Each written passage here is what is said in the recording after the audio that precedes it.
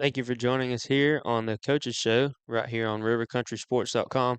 Coach Clark, it's actually your first time with us since we just started here the Coaches Show in Brantford. River Country Sports, we moved to Brantford this year, so it's my first year along with your first year. So if you don't mind, just tell us a little bit about yourself and kind of about the program a little bit, and then what y'all are kind of looking forward to. Yeah, so I'm Tim Clark, the head coach at Brantford. I've been there since 2014. I was the defense coordinator there for 3 years, and then got the head job. So I've been there for quite a bit now. You asked a little bit about this season. We're through a kickoff classic now, and into week one. So we're just heavy in that preparation to try to go 1-0. So you played ball yourself. What did playing football kind of look like for you, like your journey there? Played at Brantford, actually. Yeah, I graduated from Brantford in 2009. I walked on at University of Florida. Played 2 years there as a walk-on, and ended up earning a scholarship, and I had a good time, man. Played special teams and got to do some pretty cool things. So that kind of propelled my coaching career. Gave me I guess the credibility you could say to come straight back from college and get a coaching job as a coordinator. In Brantford. So that opened up that opportunity, and I think it's worked out well. For sure, for sure. So River Country Sports moving in into Brantford. What is something you're really looking forward to about having them there, streaming the games, being with the players? What's kind of something you're looking forward to there? Well, certainly Brantford it's a small community, small rural town. The kids need opportunity to get exposure and to get recognition. And I think that's the great benefit of that is that not everybody knows about Brantford, where Brantford is, about the community, and certainly maybe not about the football program. So being not far from the Gainesville area, but not far from the Lake City area, where there's multiple schools and some bigger programs, maybe sometimes we're overlooked. So I think that's really good to have another platform, another outlet for our kids to get recognized and people to know about what we do. Sure, for sure. So Coach, big kickoff classic game. So we went into the week and came out of the game with a win over Dixie, 40 to nothing. So I mean, tell us a little bit about that game, kind of how it went, progressed along. Well, our goals going into the game, playing them in the spring game and then playing them again in the kickoff classic, that's kind of a unique situation that I haven't experienced before, but it gave us the opportunity to kind of benchmark, that mentality of having benchmarks to look at from the spring and then through the off season then to the fall and be able to gauge our improvement or otherwise, in certain aspects of our team because we're playing the same opponent. Um, Right. so we went into it with the mentality that I have a love-hate relationship with kickoff classics. That they're necessary. They're fun. You need that to tune the team up going into week one, but at the same time they don't count. So you're 7 days away from playing one that does count. That's going to go on the record and it's going to have playoff implications one way or the other. So we go into it saying we want to accomplish these things offensively, defensively, put this on tape, be able to coach off of it, but at the same time be healthy. Not show too much of our playbook to our week one Right. and 2, 3 opponents, right? They're coming up on the slate. So with that in mind, we went in and did that. I was happy to see the kids show improvement in the areas where we thought we needed it, and at the end of the day, they gave great effort and played physical. So you can't help but be pretty pleased about what we did. For sure, for sure. A 40 to nothing win, I'm sure you'd be pleased with that. But one thing I'm sure you were glad with such a large margin of success there is that you were able to really try out your players without it per se being much of a grind having to do that. I mean, any game is still you still have to work pretty hard to win, but being able to have that much of a win, allowing yourself to really do anything kind of you wanted to with your players. But I mean, did that really allow you to open up the run game and the pass game there? I mean, because we were calling the game and it seemed like y'all were pretty much able to really do whatever you wanted to there. What that really kind of look like? Right. Yeah. So I mean, we went into it from the spring in film. Look, we looked at what Dixie was in the spring. It was a coaching staff that had just come in, to Cross City. A lot of new kids. They were very young. We knew that they'd have a full off season to prepare, and that they would be better, across the board. So I think you saw that in this kickoff classic compared to the spring game, in that it wasn't just making wild plays without execution. There were certainly a lot of things that we're going to clean up. We were able to coach off of that tape, but for the most part, offensively, guys were executing their assignments, going where they needed to go with good angles, getting good fits and blocking well, and then the playmakers were making plays, obviously, and then defensively, we want to see guys pursuing to the football, being in the right run fits, great eyes and coverage, and for the most part, I think we did that. So, we did win handily, but it was because of good execution as well. So you think that you still had to so it was really just a good rep of being able to repeat what you put in practice into the game. That way you could actually execute it to the fullest and really open up the playbook to do what you had to do, still being able to win that much. So a couple of your players, because you had a bunch of guys really ball out there on the field. I mean, your quarterback Trent Land, who's a sophomore this year. I mean, still a young guy. I mean, I'm sure you're looking forward to seeing how he'll continue to grow and keep playing and doing better like throughout the season. But I mean, what's some stuff you're looking forward to through your quarterback there? I mean, Well, certainly he's taken major strides during the off season. He made more summer days in the weight room this summer than anybody, and then he was also up at the field, organizing throws and sessions of routes with receivers and running backs and other skill players. So he really, even as a sophomore, took on that leadership role that we needed him to.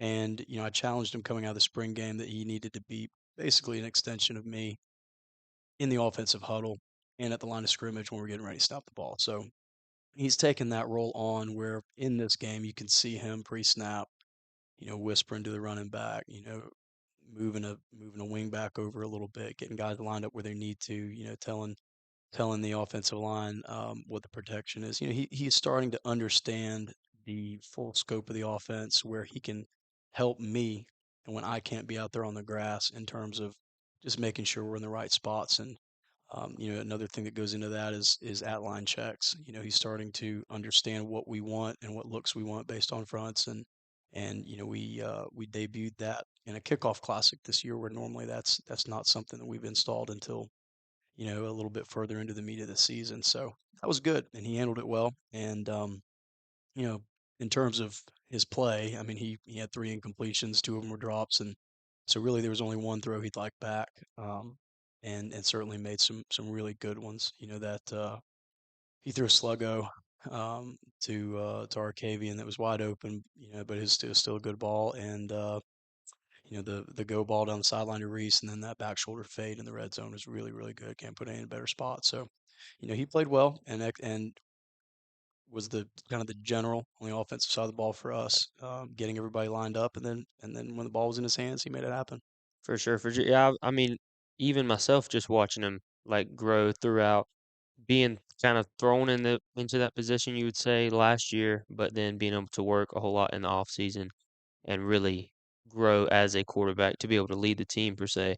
But I mean, you've got guys all around. I mean, I kind of see that you're developing a running back room as well. I mean, you've got your lead guy, number two, Ollie James. I mean, tell us a little bit about him because he seems like he's just able to really run all over the place Yeah, he's a special player, and he's a he's a ninth grade kid, so he's another one that had because he was a middle schooler when he moved up for us last year.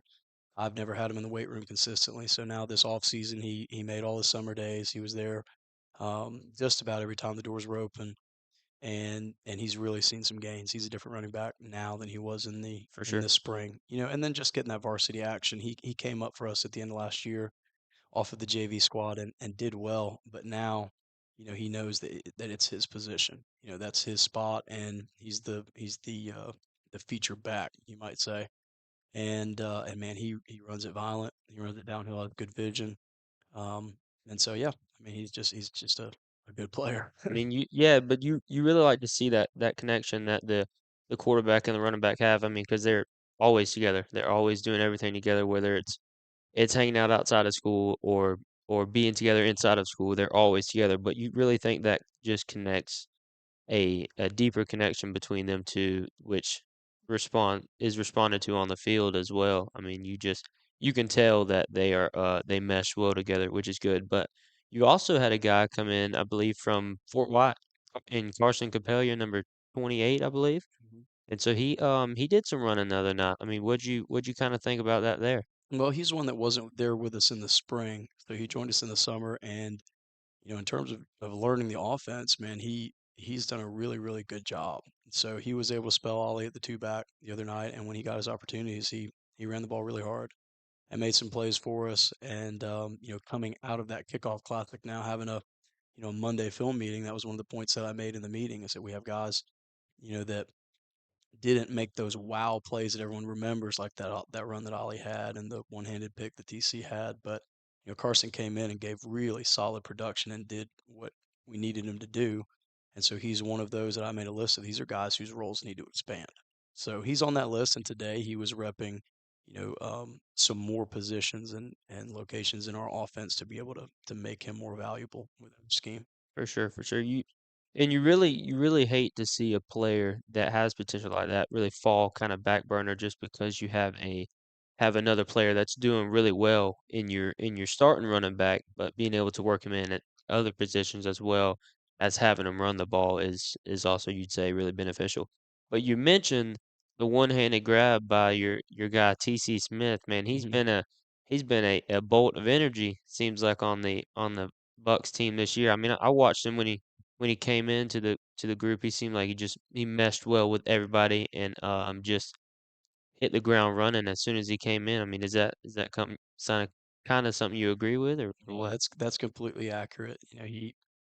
He came in and man, it's impossible not to love TC. He's got great energy every single day. His competitive spirit is just awesome, man. He's just always up.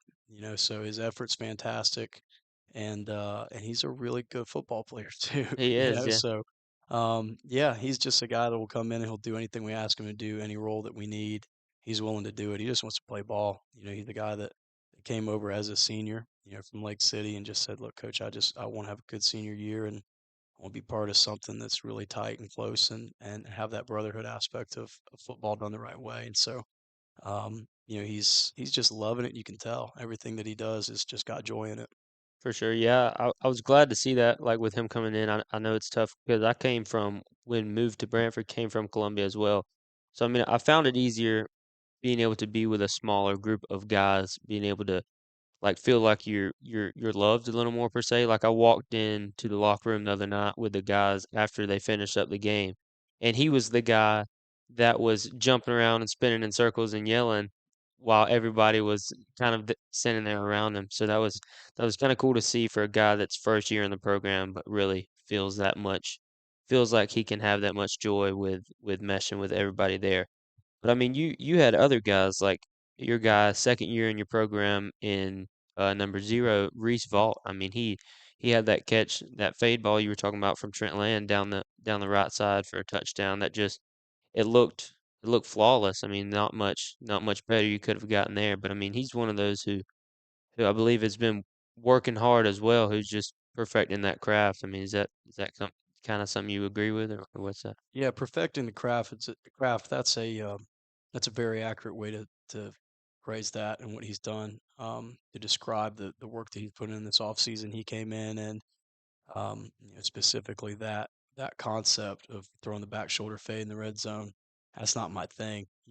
I'm a gap scheme run guy. Right. And when you see we got the single wing package, like I've never in my life thrown a back shoulder fade or called one, right? But um, all summer long in 7-on-7s, they were, Trent and Reese were bugging me, coach, we could throw the back shoulder fade, throw the back shoulder fade. I'm like, I'm just not a one-on-one ball guy, right? Right. I want to have a Right. plan and not Yeah, just put it up there and see uh what and happens. and see what happens. I like to throw to open people. But no, that was a fantastic throw. It was one of those situations where he threw him open, man, just put the ball 2 yards out of bounds and trusted that Reese would go get it and put a toe in, and he Right. did. But man, they threw piles of those over the summer in June and July, and so it gave me the confidence to call it. And even a play like that, that play was highlighted on Monday for us because it was a good football play. But I had it in the list of plays to go over in the meeting with the team. Honestly, not because of the fade ball, but we went bunch left and we threw the fade ball back to the right. And in that bunch left, we had TC and Arcavian Jones in the bunch. We just faked it quick to that side because we knew we were throwing the fade ball. And they took the point guy literally to the pylon on the other side and Right, planted him in the back and flipped him right, over. And I said, man, this is us. That's the energy that we want and the standard that we want to put on tape. And that would have been a highlight play if we'd have completed the fade ball or not. for sure, for sure. Yeah, that's kind of what you see on your a lot of your guys. I mean, you've got you talked about that that trips on the left, which I'm sure included your guy Trip Schultz Hmm. and also your number seven Arky Jones, who've both been in the program. I know Arky a little bit longer than Trip, but each a couple years now. I mean, are those still guys that you still see growing in the program, or are those kind of guys that are trying to take on more of the leadership role just because they're older guys, or what's that kind of looking like? Right. Well, 100%. I mean, that's accurate what you first said about guys who are growing within the program and continue to grow, and I hope they will, to their last snap for us. But there's not anybody on the team who's played more varsity snaps than Arcavian because he played as a freshman. Right, He's been all the way through. And he'll be the first to admit, and every coach on staff and guys who played with him would admit that, there's been a lot of growth because there was growth needed. for sure. And he's not shied away from that. He's taken challenges, and this is by far the best ball he's played. He's stayed quiet in the areas he needs to stay quiet in, has been vocal where he needs to be vocal, and has just Right, let his work and his play speak for itself. And he had a fantastic spring, good off season, and now he made plays Friday night like I believe he'll continue to make throughout the season. for sure, for sure. And then you as well as your guy Trip. I mean, he's one of those guys who if he buys into the program, he can be a big help, which I believe has taken place. I mean, he's Yeah, been a lot of help for the team. I mean, just moving in, even not being able to play, like when he first got there into the Brantford program, not being able to play, but it still showed he wanted it because he was still practicing every day, right. and which really showed the mentality that he had behind things, not just because he wanted to play football in high school for himself and the guys on the team, but because he also wanted to go and play at the next level. So I mean, just him working as well really hard just in order to get that done and growing and showing constant improvement is one thing that shows a lot about him. Yeah, absolutely. He's developed into with Wyatt Derringer, Trip Schultz, and Arcavian. Those are kind of our three guys who have played.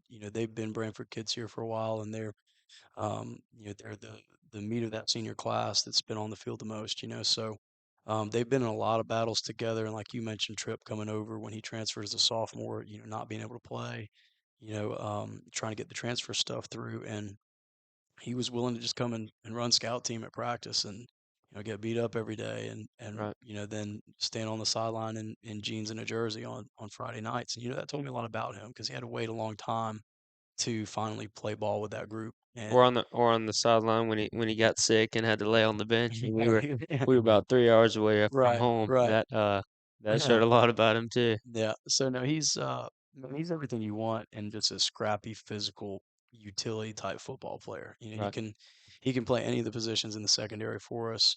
But then offensively, I'm pretty confident he could play any position for us other than on the offensive line if we right. needed him to, and probably knows that He scheme as probably well. could do that as well for sure. He's scrappy. I mean, even some Friday night, he had his hand in the dirt as a tight end, and Right, blocking down on power. So he can do that stuff, and there's probably not a guy on the football team, pound for pound, they'll hit you in the mouth harder. right. You know. For sure, for sure. So one more guy that we talked about. I mean, you've got guys all over the place who are playing an important role, but one more guy who moved into the program that we constantly seen his name called over and over again and was just always in on the tackle was your guy Devin Waller. He's one of those who wasn't very loud. I mean, moving in, but really has shown improvement for sure. I mean, how does that look to you? I mean, coaching of the team. I mean, one of those guys that comes in. What's that look like to you? Well, at the team meeting, he was another one that was on that list of recognition that we said, look, you made a bunch of plays, and probably got the most to clean up because he was kind of all over the place at times in terms of his alignment and his his discipline in terms of the execution of his assignment on any given defensive snap. But man, he popped on film for just absolutely flying around and getting to the football, which For sure. defensively at the end of the day. is how we measure every single play. How many hats can we get to the football when they blow the whistle? Right. And he just, like you said, he finds a way. If the ball's away, if the ball's at him, or if it's thrown downfield, he's going to be there. He's going Right. to be there. He's going to get there before the whistle, and he's usually pretty nasty when he gets there. Right. For sure. And fans who are watching this week's Bucks game is dedicated to the memory of our Buccaneer cheerleader Madison Michael, who lost her life to a tragic accident last weekend. 16-year-old Madison, who's gone way too soon, but her spirit will live on in the heart of in all of Brantford because once a Buck, always a Buck. So our thoughts and prayers are going out to her family and her friends, remembering and dedicating this game and broadcast to her family. And so we will join you right back here on River Country Sports right after this pause. No matter what's around the corner, we'll be there. That's why Farm Bureau Insurance has been a trusted name for over 70 years. You deserve more. You deserve a promise. Local people, great rates, friendly service. That's the Farm Bureau Insurance promise. Farm Bureau Insurance, serving Florida for over 70 years. In Suwannee County, you'll find Farm Bureau in Brantford and in Live Oak. In Brantford on Drain Street, phone 935-1274. And in Live Oak on Dowling Avenue, call 362-1274. Farm Bureau Insurance. What's up, guys? Welcome to Van Carpet One. For 78 years, we've been your local family-owned and operated floor covering store, and we can't wait to serve you. Let's go check out some of the stuff we've got and say hey to the guys. Hey guys, this is Michael Van here at Van Carpet One. Wanted to show you our huge display of carpet. Got about 1,000 rolls for you that we can order. We also keep about 100 in stock that are on clearance, so please come down and give us a visit. We appreciate it. Come in and see the largest tile collection in North Florida. Van Carpet One has every tile you could possibly imagine. If you can't find it here, they don't make it. Guys, take a look at this. This is just some of our options in waterproof vinyl plank, where we have the largest selection anywhere around here, including over 70 pallets in stock, ready to go right now. Come in and see our fantastic selection of elegant hardwood too, followed up by fantastic service that you expect from a company like Van Carpet One. Come on in and see us. We can't wait to serve you. And that's a boom shakalak. And we're back here live on rivercountrysports.com where we have Coach Clark from the Brantford Buccaneers joining us tonight. Coach Clark, once again, we right before we took a break, we were speaking of kind of your players that have been standing out to you.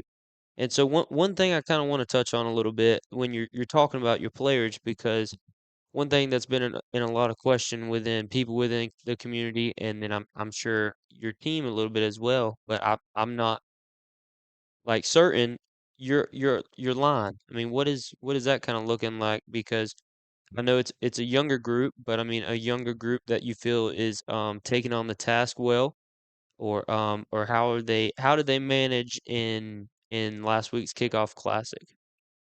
Well, obviously we played very well up front in terms of what we were able to produce offensively.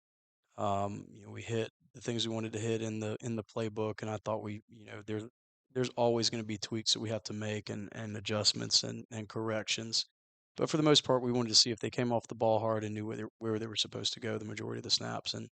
And it was good to see because we do have some pieces along that offensive line that were getting some of their first varsity snaps Right, in that kickoff classic. At the same time, we have guys that, even though they're not seniors, because right now we only have one senior on that offensive line, and Wyatt Derringer, the starting group, is is that the other guys still have game experience in some pretty big moments. I mean, even a right, guy like Keaton Brown, who's starting at center for us, is only a sophomore, right, but he played all year for us as a freshman last year. He's a guy that took snaps in the playoffs at Hawthorne, right? So I mean, those guys like him and Braden Browning and Preston Knight and Jesse Norris, those other guys on the offensive line with Keaton and Wyatt, they've played a lot of ball for us. So they know what they're doing.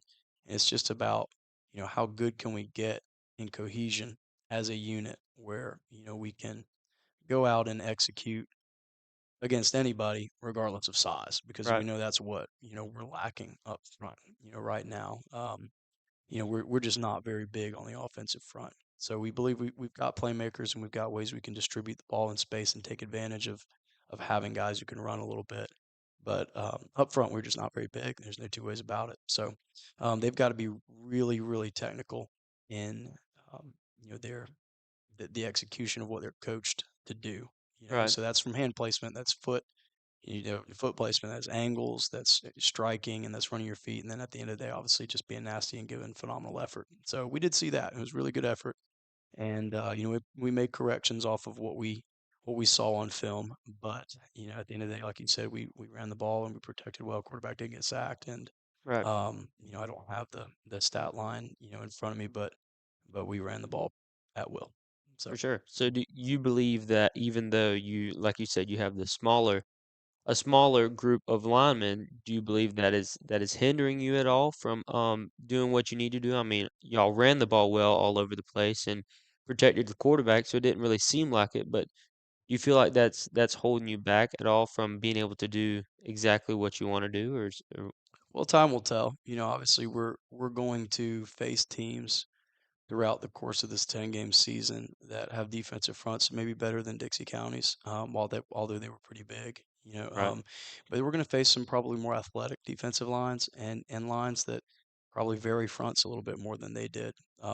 But at the end of the day, we believe that we can get what we want to get done. It'll just be, finding what we do best, against that weak given opponent based on what they've got on the defensive front. If they're just massive men up there on the defensive front, Right.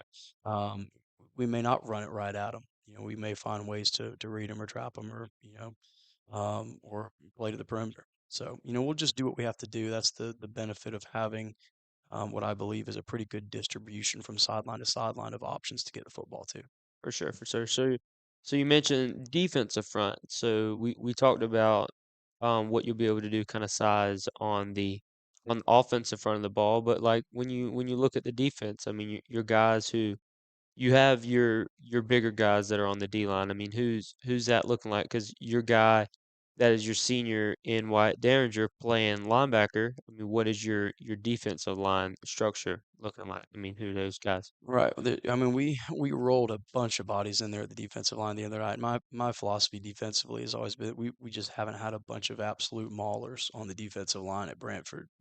300 plus guys, 275 plus guys that you just control gaps and wreak havoc. We typically have quicker guys, more explosive guys that we'll put down and slant with them and do different games where we try to defeat blocks with quickness and technique. So we've got guys in there. Mason Humphreys made some plays the other night. Sid Deese, came in there and has really elevated his game and made some plays. But a lot of those guys that play on the offensive line also roll at that defensive line as well. Right. Big Mac, Jesse Norris, he plays defensive line. Braden's played some defensive line. Cates Townsend, young guy, first year on varsity, one of the bigger bodies we have on the offensive and defensive lines. He came in and played some nose for us the other night, and he's an option there when we need a little bit more size in the middle. So we've got a carousel of guys that roll the defensive line, and Coach Coker does a good job of keeping those guys fresh and having a kind of a bevy of bodies ready to go Right. on any given Friday night. So hopefully we'll be able to continue to do that, and they can all be effective. Right. Yeah. So when you speak of being effective, I think that because you talked many times about not having the seniority on the team, you're older guys, so you're more so playing all around with a group of younger guys who are but I feel like a group that's really bought in, that is really willing to do what they have to do. I mean, you've seen when they see your quarterback and your running back that is balling out and executing very well. I feel like that's just more so motivation to them that thinks, hey, I'm young, but I can do it too. You know what I'm saying? We've been able to compete with these teams and win big games against these teams, even though we are young guys. I mean, so just them then thinking like, if I keep putting in all of this work, I'll be able to. What will I be able to do when I get older and I get even more size on me? But I think that's just one thing that those players have to look forward to, for sure. There, Yeah, absolutely. I mean, even and we've talked a lot about Ollie being a freshman and Trent being a sophomore, Keaton Brown being a sophomore, but we have a really good junior class too. A guy like Vernon Richards playing that other spot at inside backer for us along alongside Wyatt. he's a really good football player, and he Sure. played a lot of snaps for us as a 10th grader. And, he's a 100+ tackle guy, as a sophomore, and now stepping into that leadership role as a junior, he's done a good job. He's a athletic kid, played sideline to sideline, but also come downhill and thump you. And, his role has expanded on the team where he was mainly a defensive guy last year, and he's played some inline tight end for us now this year, Right. and will continue to do that. So, that junior class with guys like Colby Beard too, who's been willing to do anything we want and plays corner for us, but also guns kickoffs and punts Right. and just kind of that scrappy kid who'll do it all for you with a good attitude. There's some good football players in that 11th grade. For sure, for sure. So, yeah, we love seeing like those younger guys and even older guys who are just willing to do anything that it takes to get the job done. But yeah, so that was our segment two of this show. So we will take a short break and see you right back here on River Country Sports after the break.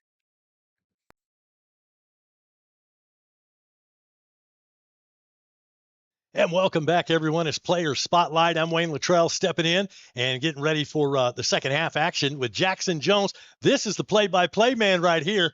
Now, you were a Buccaneer, so we're going to talk about your playing days.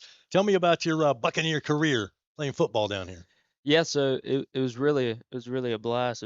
I had a great time playing over here. I played over here in my junior and my senior year.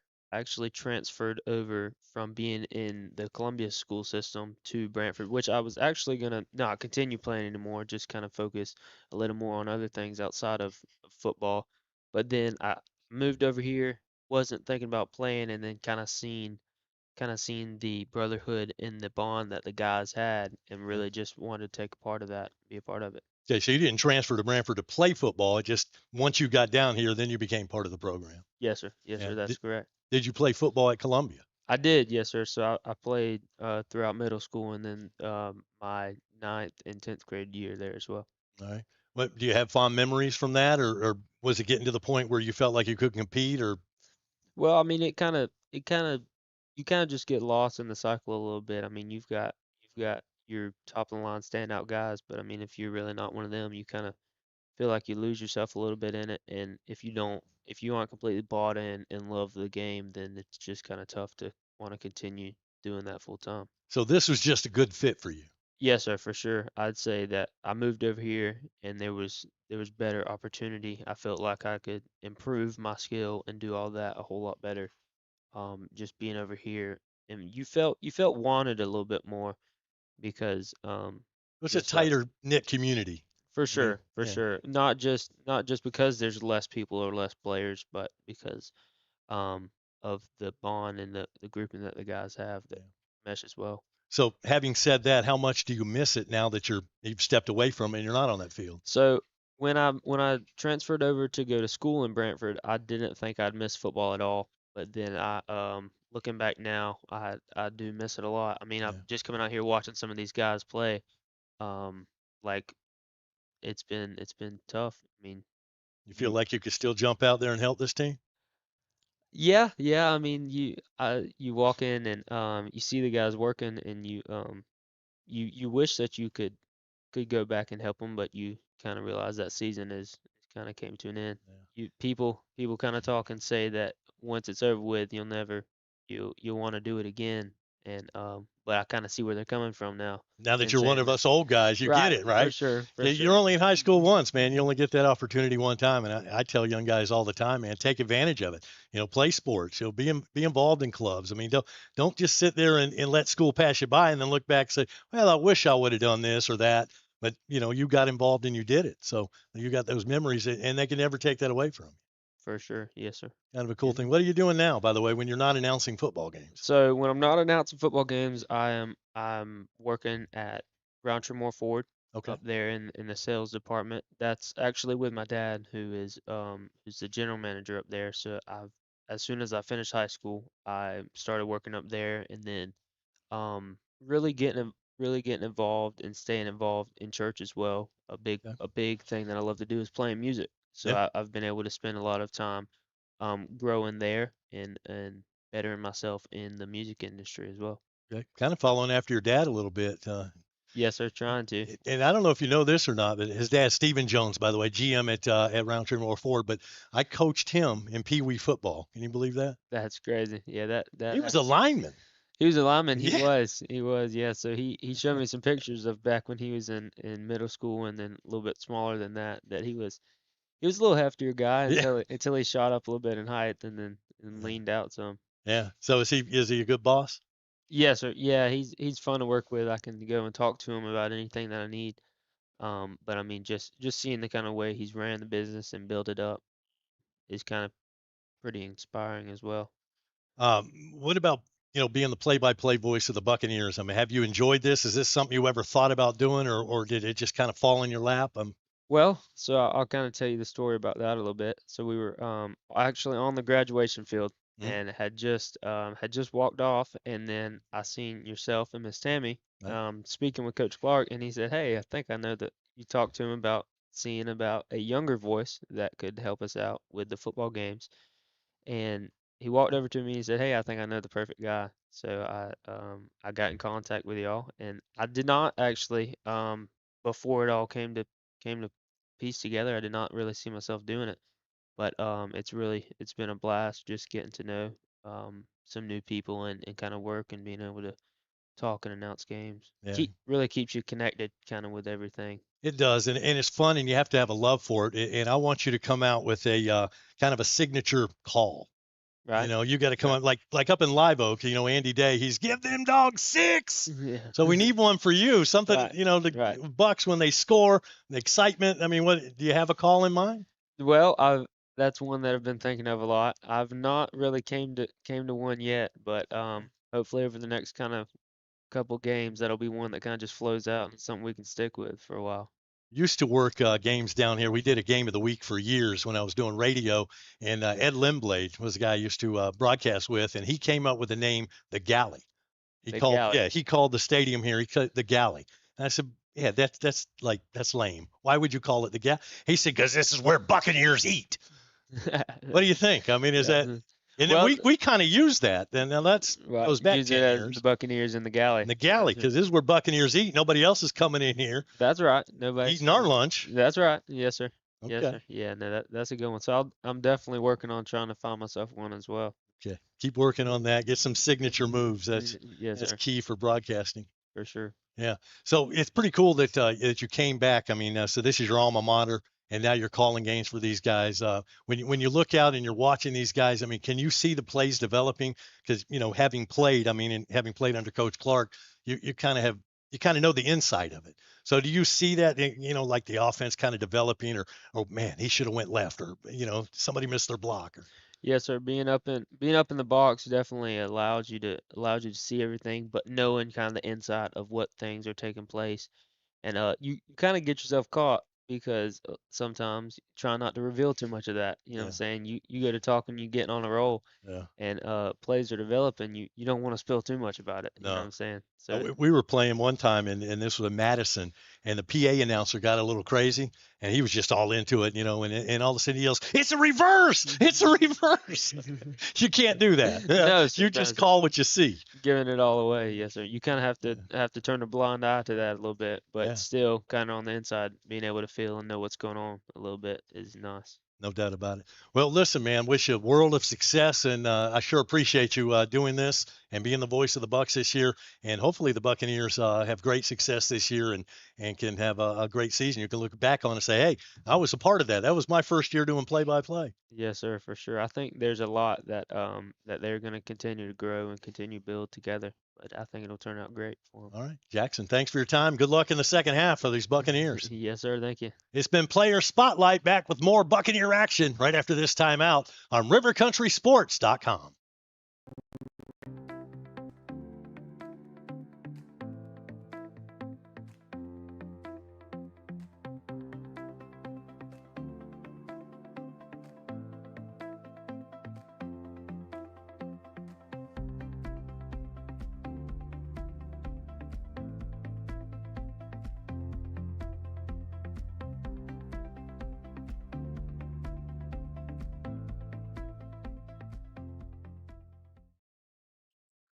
And we're back here live on rivercountrysports.com for your first Brantford High School coaches show, where we're here with Coach Clark, where we just got done discussing kind of the recap of last week's game and kind of their player situation with what their players are looking like, their upcoming guys and their guys that are really leading the team. But a big thing that we're looking forward to see is how this week's game plays out, Coach. So I mean, when we're looking at North Florida Educational, I mean, this is a team that it's your first time playing against them, correct? Yes. So your first time playing against this team, we looked at their schedule of some guys that they played. They're from over in the Jacksonville area, but they've played your Trinity Christians, your Middleburgs, your teams that are over in that area, but they always seem to play a team that's over in our area. What you'd say it just hadn't lined up for us to play them. Right. Yeah, so we got the schedule in this year, which is I think going to be interesting. So they had not as good of a season last season, but bounced back already in their big kickoff classic win against Hilliard, which is a team that we also play. Right. So I mean, what are your kind of thoughts about this week's game of what you're looking forward to and seeing your team when they're taking on a team that they've never seen before? Well, there's challenges certainly inherent to, a week one opponent that's kind of an unknown, right? So this was the last game on our schedule that we filled, and it aligned for us, but there certainly are some of those unknowns that make it a little bit um, Week 1 being the last right. game of the season that you, Yeah. were able Yeah. to fill. Yeah, so we certainly didn't want that to be the bye week, right? So, when we had an opportunity to fill that, we took it.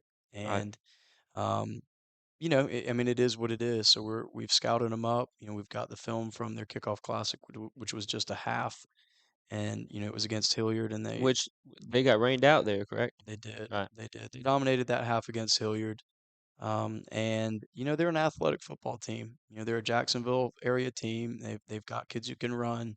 They've got some size up front. And like you said, they were 1-8 last year, but they're playing some big programs in that Duval area and the Orange Park area. So they're certainly not going to be scared of us. They played Chieftain last year. In the past we've seen where they played Mayo or they played Hamilton. They've kind of bounced around the area and seemed to play everybody in our area except us. We just haven't had it align. And like you said, we were able to get it to happen this year. So the challenge against them obviously is that we've got one film. They've got a new offensive coordinator. So any film that we look at last year might get an idea defensively, but I don't put a whole bunch of store into previous year's film because I know how much my film looks different any given year from Right. the Right. previous year just Just because changing. of the different kids that you have, the different options, the different weapons that you have, and how you tailor what you do based on the kids that you have. And then certainly when there's a coordinator change, things are going to look a little bit different. So we really have one film, one half of a film to scout off of, and then just be prepared for any unknown. So In which that half of a film will also be like any teams in a kickoff classic drawn back from using the whole playbook. most likely, yeah, we don't know that, but most likely. So we can only scout based off what they did in the kickoff classic, and then infer maybe some tendencies based off of that. So they're a spread team. They like to put the ball in space and create one-on-ones with guys who can run and who are elusive. So the emphasis this week is in practice. It's open field tackling. It's eye control. It's really really good angles and a rallying to the football where we try to eliminate the amount of one-on-one tackles that we have Right. effectively accomplish. And we need hats to the ball, and we need to Right. corral with good leverage and take away vertical cuts and try to make those guys go left and right. For sure, for sure. So you think that those are the main things that you will need to see out of your team. I mean, what are you needing to see out of your guys, like working together wise of how to prepare for a team that they've never seen before. I mean, you've done it multiple times. I mean, coaching several seasons, but I mean, guys that may have never done it before. I mean, that you've had film on and know about a lot of teams. I mean, how do you expect your guys to really just be able to prepare for that? Well, we need them to trust us. We need them to buy into the process. And look, when we come in on Monday and you see the scout cards and you see and we do alignment and we do formation rec, like you need to trust that this is valuable information. And when we Right. tell you these are the percentages that they're in this formation, these are the percentages that they're in this formation, and these are their tendencies out of those sets, We need them to absorb that information, take it Tuesday and rep it again Wednesday, tighten it up on Thursday, and then go execute it on Friday. So, we've had a decent week. We were a little bit sluggish, I thought, coming in Monday. I think some of that maybe just had to do with feeling good about how we played Friday. So we had to stem that back a little bit, and then maybe looking at this team, I certainly hope, and we're preaching that we don't overlook them. But Right. the kids know they struggled last year. And so it's really tough to um, just keep on the forefront of their minds that on any given day, a team can pose some problems especially when they have athleticism, at the skill positions. For sure. So it's just, again, it's one of those eye control weeks and open field tackle weeks where we've just got to be really, really sound. So you think really working with your guys that to be able to go in and trust kind of what y'all have, the bit that y'all have prepared off of this team is really going to be what propels you to succeed the most in this upcoming week. I mean, so you've got a team that you've never played, don't know a whole lot about. I'm sure would have new guys as most teams do each season, but I mean, and then a new offensive coordinator. I mean, you see what a team can do. I mean, it takes time to build a team. I mean, you're not gonna have the best of the best of your team, I'm sure, just in the first season, which makes it tough because I mean, even your fan base. I mean, you're looking at people in Brantford who have now even the fans that have bought into what you're doing now in the program, but like a group of new guys. Was it tough for you? I mean, when you first got in, I mean, did you really face any controversy with the supporters of them, or was that how was that kind of tough? Well, I mean, anytime you come in and take over a program, largely how you are perceived is going to be, I mean, it's going to be viewed through the lens of how it's been at that program for the time. And Brantford at that time was in a really, really tough district. When I came as the DC, we were still in district play where you didn't have a lot of flexibility in your schedule. And at that time, Trenton was on a run, Newberry was on a run, Lafayette was really, really good, and we had some just really, really tough schedules. Right, And I felt like we were getting better. And then when I got the head job, it was coming off of some. We were improving, but it was still coming off of some losing seasons. right, So having success that first year and then kind of building on that just naturally, I think gained some support in the community.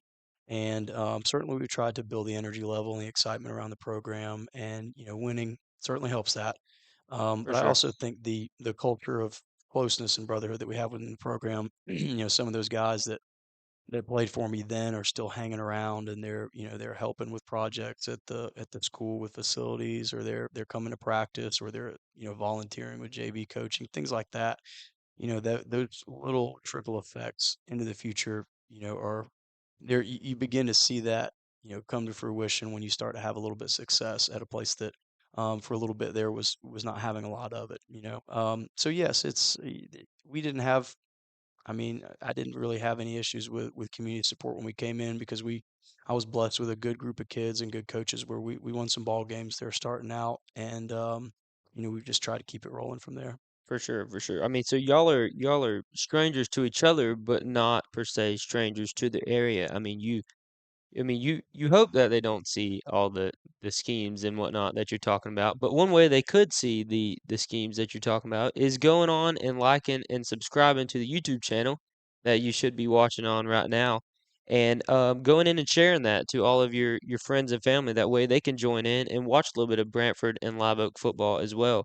But one thing that you've got, Coach, I mean, we're looking at their schedule here. I mean, they've got starting off with Brantford. I mean, then back after that, they backing up Brantford. They've got Middleburg and Trinity Christian. So, I mean, is this one of those games that they're really, you think, using as a stepping stool to build up to a Middleburg or a Trinity Christian, or do you think this is just as important to them as any other game that they'd have on their schedule?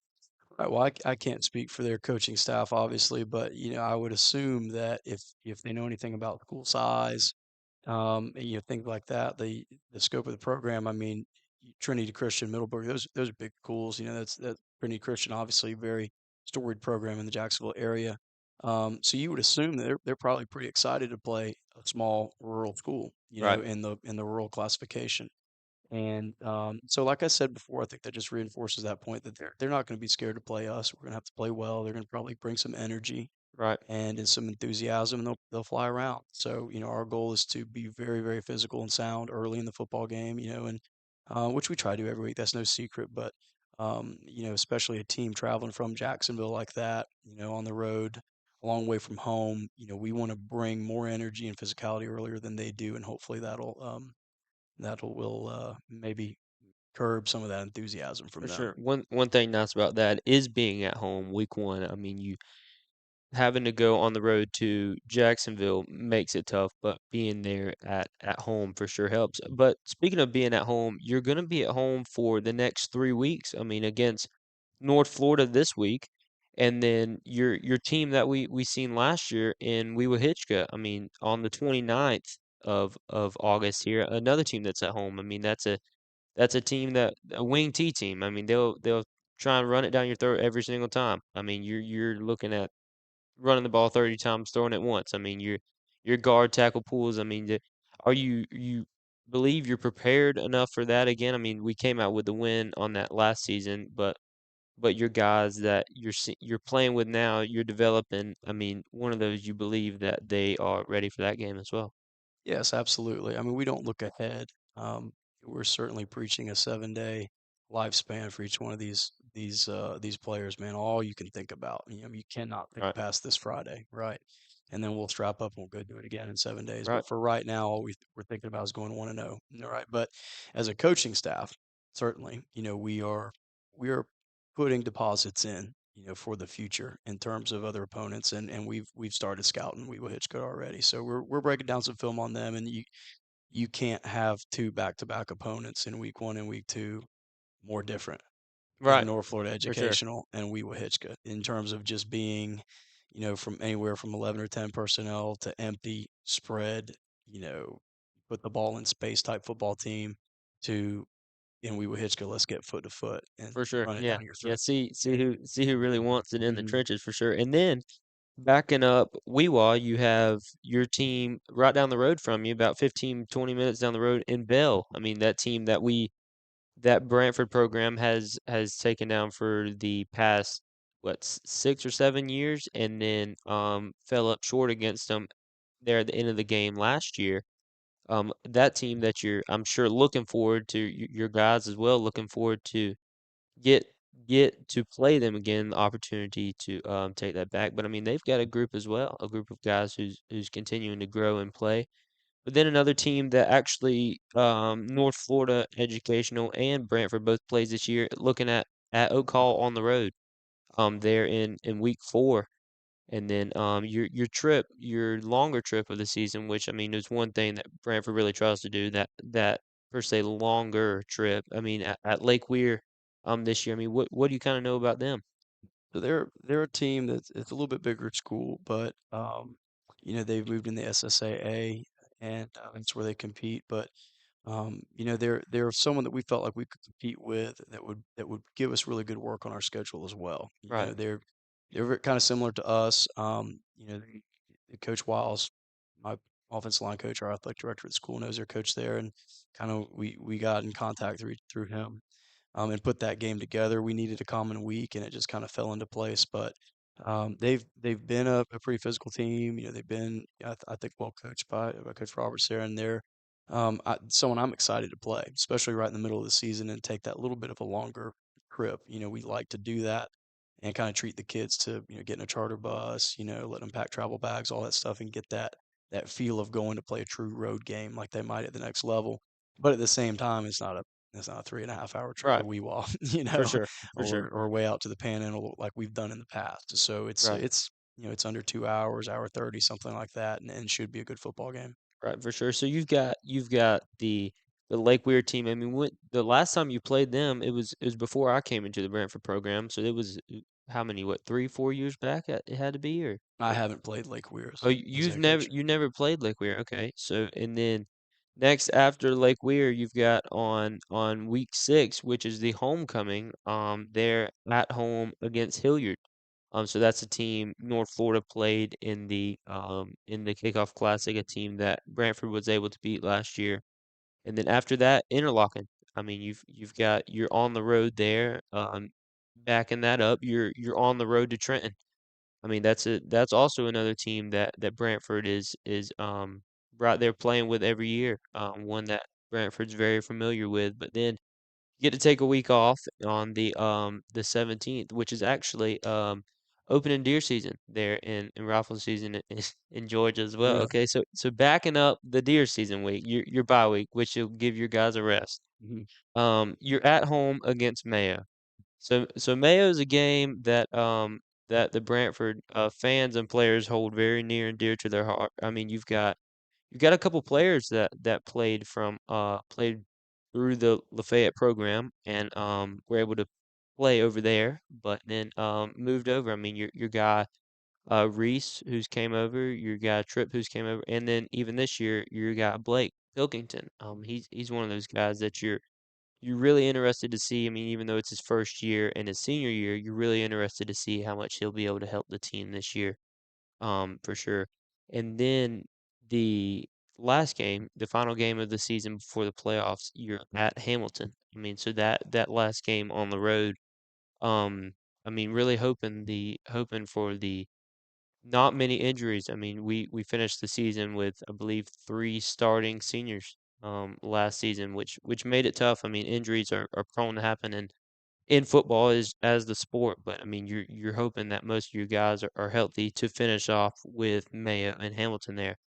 And then you get into the district games and your playoff bracket. So really seeing how that falls, and it made it tough having to play Hawthorne on the road first week of the playoffs of last season. Made it tough, but it's for sure one thing that allowed your young players to grow and get the biggest game of their potential careers in right there the first week of the playoffs. But wrapping that up, we will take one more break right here, and then we'll come back to wrap up the coaches show here on rivercountrysports.com. What's up, guys? Welcome to Van Carpet One. For 78 years, we've been your local family-owned and operated floor covering store, and we can't wait to serve you. Let's go check out some of the stuff we've got and say hey to the guys. Hey guys, this is Michael Van here at Van Carpet One. Wanted to show you our huge display of carpet. Got about 1,000 rolls for you that we can order. We also keep about 100 in stock that are on clearance, so please come down and give us a visit. We appreciate it. Come in and see the largest tile collection in North Florida. Van Carpet One has every tile you could possibly imagine. If you can't find it here, they don't make it. Guys, take a look at this. This is just some of our options in waterproof vinyl plank, where we have the largest selection anywhere around here, including over 70 pallets in stock, ready to go right now. Come in and see our fantastic selection of elegant hardwood too, followed up by fantastic service that you expect from a company like Van Carpet One. Come on in and see us. We can't wait to serve you. And that's a boom shakalaka. No matter what the road ahead brings, we'll be there. That's why Farm Bureau Insurance has been a trusted name for over 70 years. You deserve more. You deserve a promise. Local people, great rates, friendly service. That's the Farm Bureau Insurance promise. Farm Bureau Insurance, serving Florida for over 70 years. In Swanee County, you'll find Farm Bureau in Brantford and in Live Oak. In Brantford on Drain Street, phone 935-1274. And in Live Oak on Dowling Avenue, call 362-1274. Farm Bureau Insurance. And we're back here live on rivercountrysports.com with your Brantford Buccaneers head coach Tim Clark. We thank you for joining us here on the first episode of the coaches show for rivercountrysports.com. And we've talked about last week's game and the Kickoff Classic with against Dixie, how that went. I mean, your large margin victory there in 40-0, and then you're facing weather delays and whatnot, but then also your outlook on the team this season and what you're really looking forward to. And then we talked some about your upcoming game this Friday, the 22nd, against North Florida Educational. So we appreciate you coming and joining us here on the show, and we also want to thank our streaming producer Sawyer Brooks, and our camera operators, Sawyer Brown, and our guest here on the show, Coach Clark, and your host, Jackson Jones. And so if you will, join us right back here on the next episode of the Coaches Show on the next Tuesday. So, and also, we will be streaming live this Friday home against North Florida Educational right there at Brantford Buccaneers Stadium. So you can go in and log on at rivercountrysports.com on the YouTube page. Make sure again to like and subscribe and share it with all of your friends. And we will be seeing you right here next time on rivercountrysports.com.